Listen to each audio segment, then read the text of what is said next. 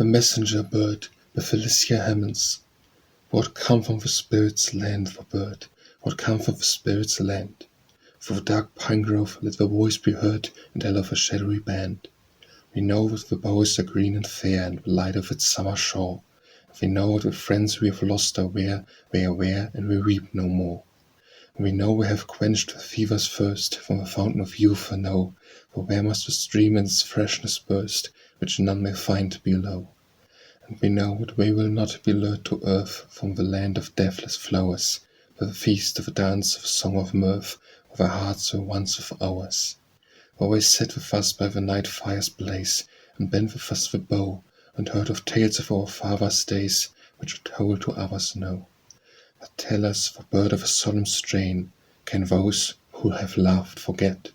We call and we answer not again, do we love us yet?